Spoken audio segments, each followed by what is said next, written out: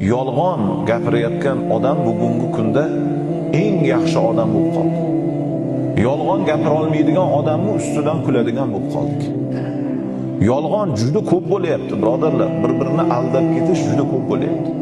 Payg'ambarimiz sollallohu alayhi va sallamdan so'rashdi: "Ey Allohning rasuli, ummatingizning ichida sharob ichadiganlari bo'ladimi?" Bo'ladi. Bo'ladi.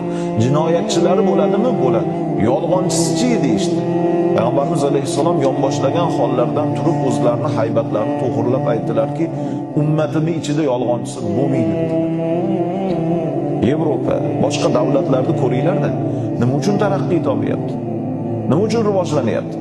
Jamiyatida birodarlar, yolg'on yo'q. Birovning haqqini urib qolish yo'q.